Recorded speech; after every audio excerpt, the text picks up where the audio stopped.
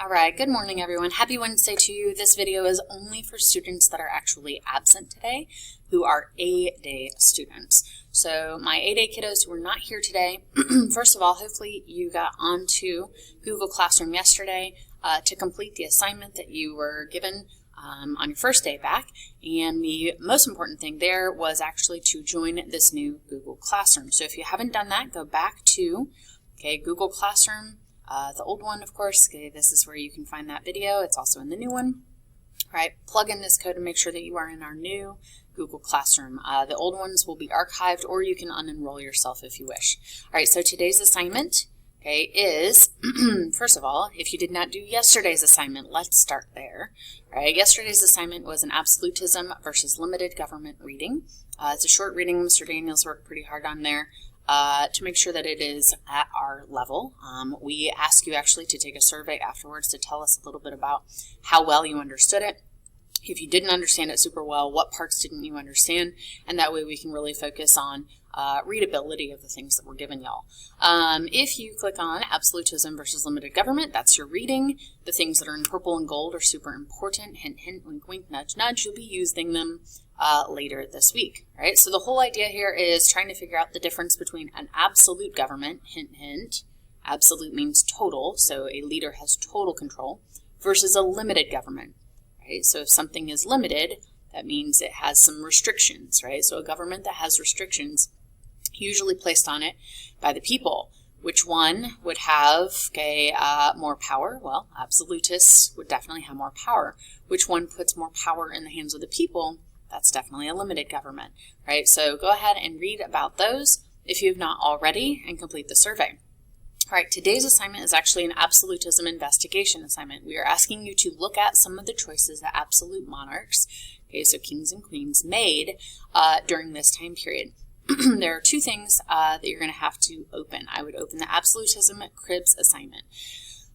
Cribs was this really, kind of hokey show on MTV where they used to go around and they'd look at celebrities, big homes, watch collections, shoe collections, Lamborghini collections, whatever it may be.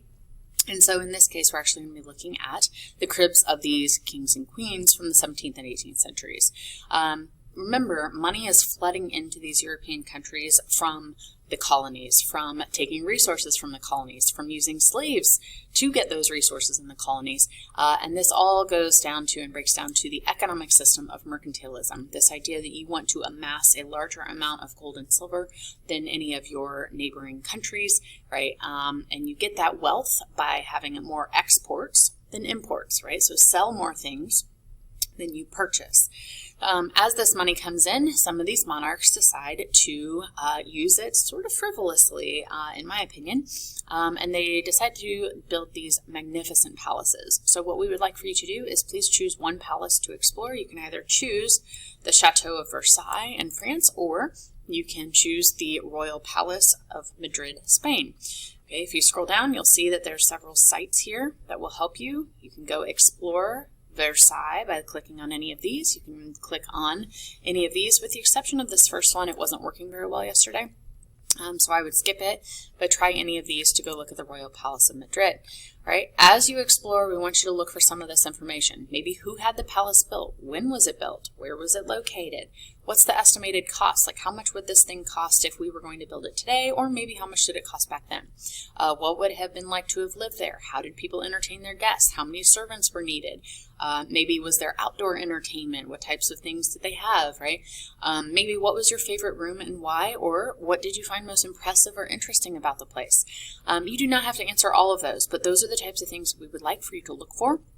You should not spend more than 10 minutes, going through and looking for this information, because what we are going to ask you to do is, very quickly, we're going to go to the Absolutism Cribs investigation slide. Go ahead and add your name here.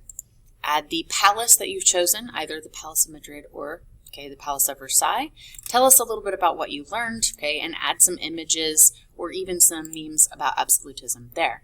All right, so when we look at some of the results, I'll show you. From our B-Day, this is what we are looking for. So it doesn't have to be anything super magnificent, right?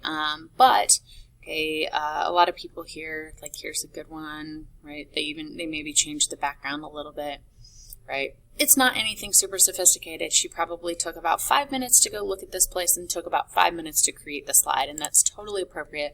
It doesn't need to be anything more than that. Okay, other ones, let's see, I know there were a couple in here.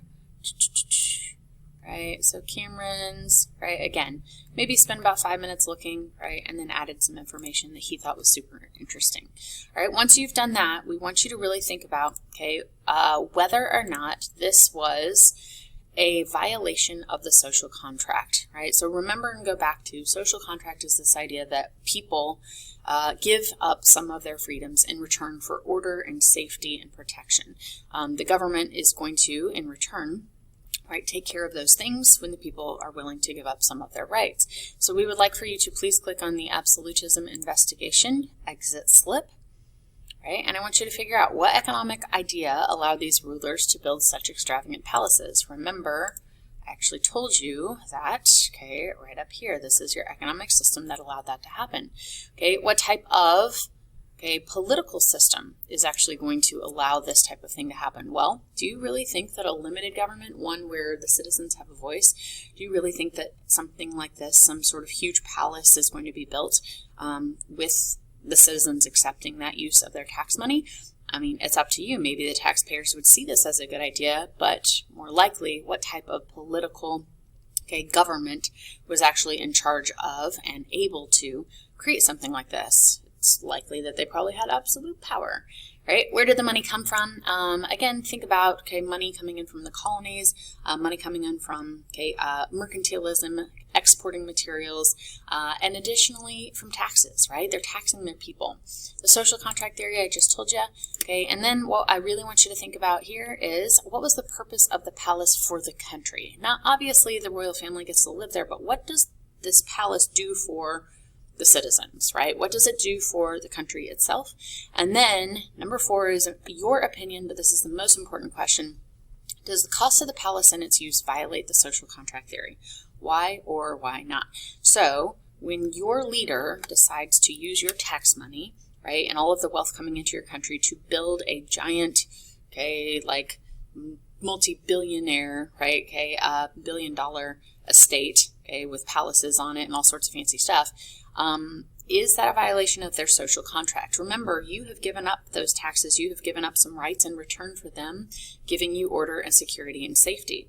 Are they holding up their part of the deal by doing this, right? Why or why not? And there's not a right answer as long as you can explain your thoughts, right? So once you answer those 4 questions, you don't need to answer any of these at the bottom because it's just, that I was trying to save copies, and so this is just another copy of it. Once you're done with this, please go ahead, right? Hopefully you have already made a copy, and then go ahead and attach your copy, to this absolutism investigation assignment.